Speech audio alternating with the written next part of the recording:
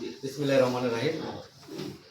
আজকের এই উঠান বৈঠকের সম্মানিত উপস্থিতি, মাদারনগর ইউনিয়ন বিএনপির নেতৃবৃন্দ উপস্থিত রয়েছেন।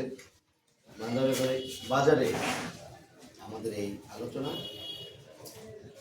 আজকে আমি আমার নিজের পরিচয়টা দিই। আমি ব্যারিস্টার মোহাম্মদ আব্দুল বাতেন শেখ।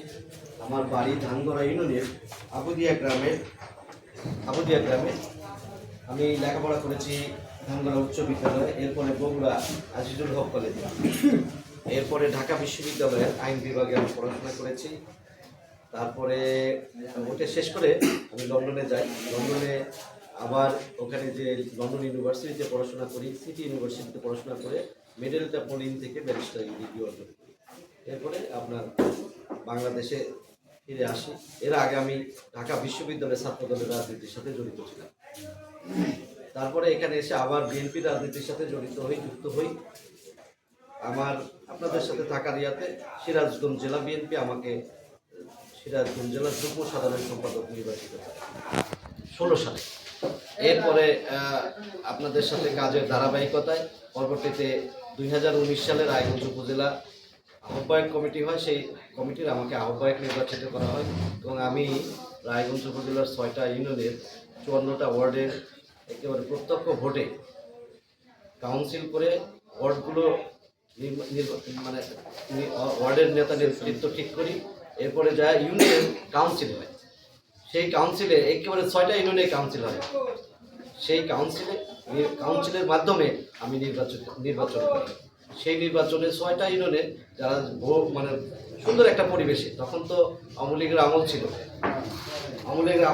একটা ইউনিয়নে নির্বাচন করতে গেলে 3-4 জায়গায় যাওয়া লাগছে, 15-20 মিনিটের বেশি আমরা বসতে পারি, এরকম একটা পরিস্থিতি। তো তারপরে হামলা ছিল। 24-এর নির্বাচনের আগ দিয়ে যখন নেতৃবৃন্দ জেলে যায়, তখন আবার আমি ভারপ্রাপ্ত সাধারণ সম্পাদকের দায়িত্ব পালন করি রায়গঞ্জ উপজেলা দিয়ে 24 সালের নির্বাচনের সময়। এখন আগামী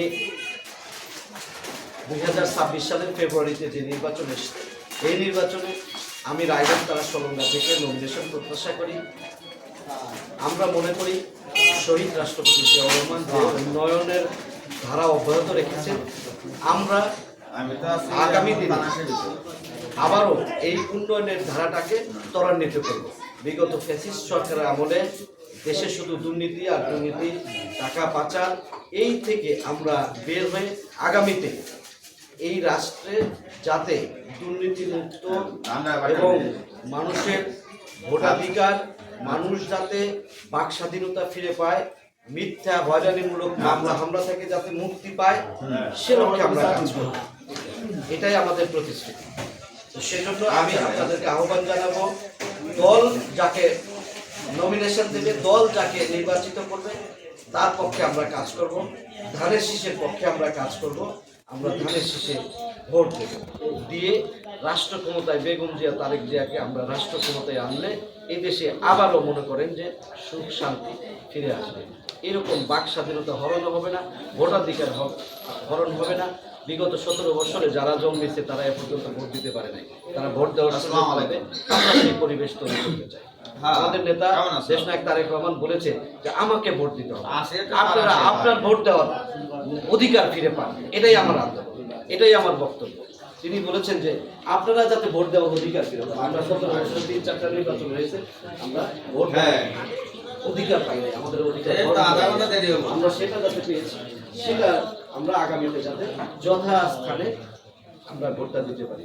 এই জন্য আমি ধানের শীষের ভোট প্রার্থনা করছি এবং দল যদি আমাকে নমিনেশন দেয়, ধানের শীষ মার্কা প্রতীক পাই, তাহলে আপনাদেরকে আহ্বান জানাবো, আপনারা ধানের শীষে ভোট দিয়ে রায়গঞ্জ তারেক সলঙ্গার এই আসনটা বেগম জিয়াকে, তারেক রহমানকে উপহার দিবেন।